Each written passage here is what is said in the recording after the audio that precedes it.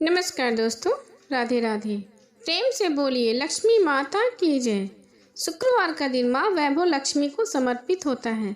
इस दिन माँ लक्ष्मी की पूजा अर्चना और व्रत किया जाता है।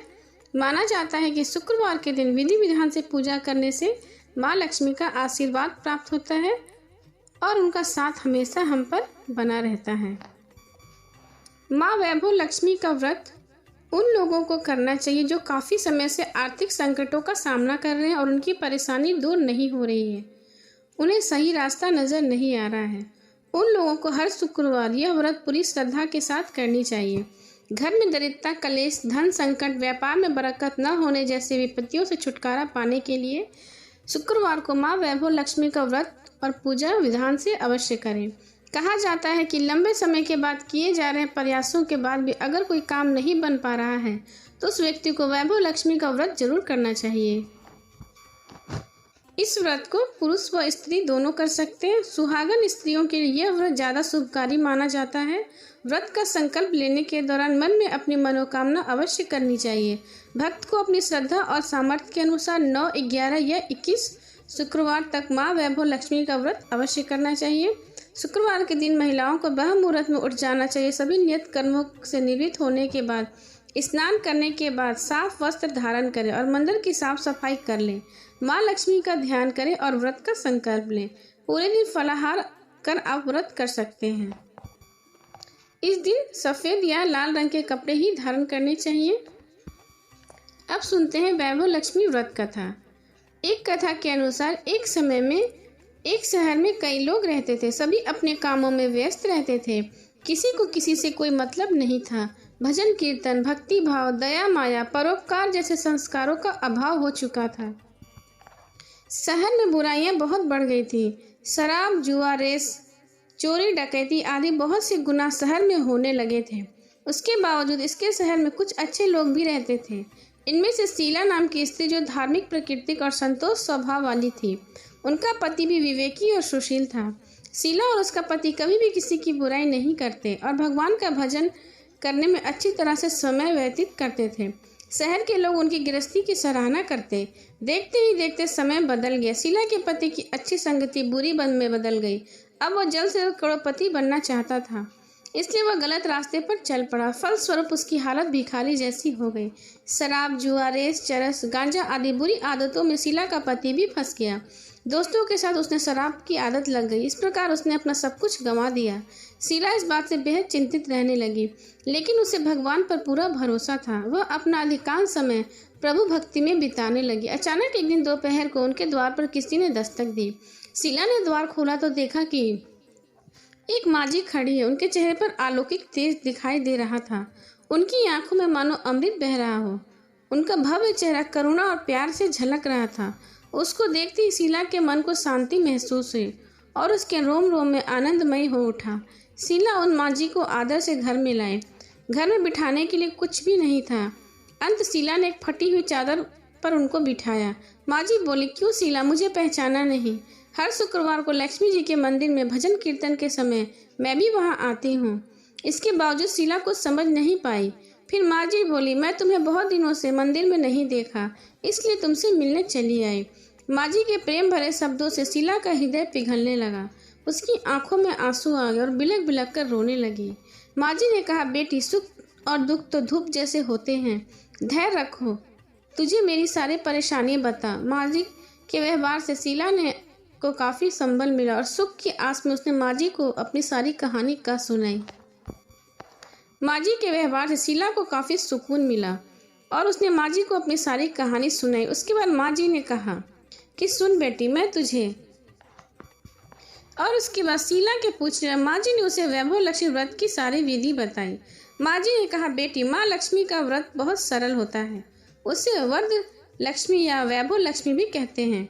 ये व्रत करने वाले सब मनोकामना को पूर्ण करता है। वह सुख, संपत्ति व यश प्राप्त होता है। शीला यह सुनकर आनंदित हो गई। शीला ने संकल्प करके आंखें खोली तो सामने कोई न था। वह सोच में पड़ गई कि माँ जी कहाँ गई। शीला को तत्काल यह समझते देर न लगी कि वह माँ जी कोई और नहीं, साक्षात लक्ष्मी माँ थी। दूसरे दिन शुक्रवार था। सुबह स्नान करके स्वच्छ कपड़े पहनकर शीला ने माँ जी द्वारा बताई विधि से पूरे मन से व्रत किया। आखिरी में प्रसाद वितरण किया। यह प्रसाद पहले पति को खिलाया। प्रसाद खाते पति के स्वभाव में फर्क पड़ गया। उस दिन उस शीला को उसने नहीं मारा, नहीं सताया। शीला को बहुत आनंद हुआ। उसके मन में वैभव लक्ष्मी व्रत के लिए श्रद्धा बढ़ गई। शीला ने पूर्ण श्रद्धा से 21 शुक्रवार तक वैभव लक्ष्मी व्रत किया। 21वें शुक्रवार को माँ जी के कहे मुताबिक उद्यापन की विधि करके 7 स्त्रियों को वैभव लक्ष्मी व्रत की 7 पुस्तकें उपहार में दी।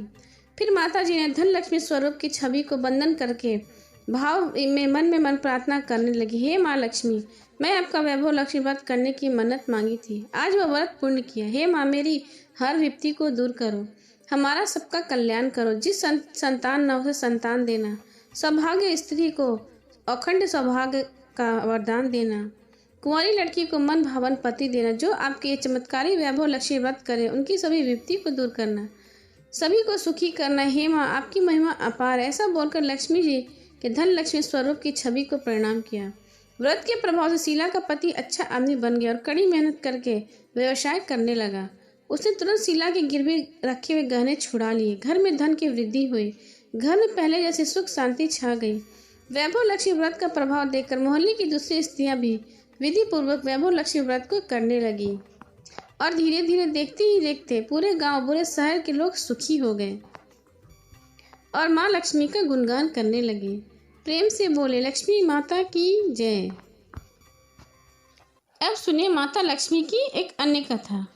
एक बार की बात है, राजा बलि समय बिताने के लिए एकांत स्थान पर गधे के रूप में छिपे हुए थे।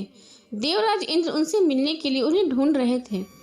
एक दिन इंद्र ने उन्हें खोज निकाला, उनके छिपने का कारण जानकर उन्हें काल का महत्व बताया, साथ ही उन्हें तत्वज्ञान का बोध कराया। तभी राजा बलि के शरीर से एक दिव्य रूप आत्मा स्त्री निकली। उसे देखकर इंद्र ने पूछा, दैत्यराज, ये स्त्री कौन है? देवी, मानुषी अथवा असुरी शक्ति में से कौन सी शक्ति है? राजा बोले, देवराज, ये तीनों शक्तियों में से कोई भी नहीं, आप स्वयं पूछ लें। इंद्र के पूछने पर वह बोली, हे देवेंद्र, मुझे ना तो दैत्यराज बलि जानते हो, ना ही तुम या कोई अन्य देवगण। पृथ्वी लोक पर मुझे अनेक नामों से पुकारते हैं, जैसे श्री लक्ष्मी आदि। इंद्र बोले, देवी, आप इतने समय राजा बलि के पास ही हैं, लेकिन ऐसा क्या कारण है कि आप इन्हें छोड़कर मेरी ओर आ रही हैं? लक्ष्मी बोले, देवेंद्र, मुझे मेरे स्थान में कोई भी हटा या डिगा नहीं सकता। मैं सभी के पास काल के अनुसार आती जाती रहती हूँ। जैसा काल का प्रभाव होता है, मैं उतने ही समय में उसके पास रहती हूँ, अर्थात समय के अनुसार एक को छोड़कर दूसरे के पास निवास करती हूँ। इंद्र बोले, देवी, आप असुरों के यहाँ निवास क्यों नहीं करती? लक्ष्मी बोली, हे देवेंद्र, मेरा निवास वहीं होता है जहाँ सत्य हो, धर्म के अनुसार कार्य होते हैं, व्रत और दान देने के कार्य होते हैं। लेकिन असुर भ्रष्ट हो रहे हैं। यह पहले इंद्रियों को वश में कर सकते हैं, सत्यवादी थे, ब्राह्मणों की रक्षा करते थे, पर अब इनके गुण नष्ट होते जा रहे हैं।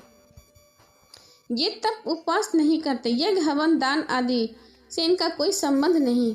पहले ये रोगी स्त्रियों, विधवों, दुर्बलों की रक्षा करते थे, गुरजन की आदर करते थे, लोगों को क्षमा दान देते थे। लेकिन अब इनमें अहंकार, मोह, लोभ, क्रोध, आलस्य, काम आदि इनके शरीर में जगह बना ली है। यह लोग पशु तो पाल लेते, लेकिन उन्हें चारा नहीं खिलाते, उनका पूरा दूध निकाल लेते हैं और पशुओं के बच्चे को भूखे ही मरने के लिए छोड़ देते हैं। यह अपने बच्चों का लालन पालन करना भूल जाते हैं। इसमें आपसी भाईचारा समाप्त हो गया है। लूट खटोस, हत्या, व्यभिचार, कलह, स्त्रियों के पतिव्रता नष्ट करना इनका धर्म हो गया है। सूर्योदय के बाद तक सोने के कारण स्नान ध्यान से यह विमुख होते जा रहे हैं, इसलिए मेरा मन इनसे उचट गया है। देवताओं का मन अब धर्म से आसक्त हो रहा है, इसलिए मैं अभिनय छोड़कर देवताओं के पास निवास करूंगी। मेरे साथ श्रद्धा, आशा, क्षमा, जया, शांति, संतति, धृति और विजय, ये 8 देवियां भी निवास करेंगी। हे देवेंद्र, अब आपको ज्ञात हो गया कि मैं इन्हें क्यों छोड़ रही हूँ, साथ ही आपको इनका अवगुणों का भी ज्ञान हो गया। तब लक्ष्मी जी को प्रणाम किया इंद्र भगवान ने और उन्हें आदर के साथ अपने साथ स्वर्ग ले गए और उन्हें वहां विराजित किया। प्रेम से बोलिए लक्ष्मी माता की जय।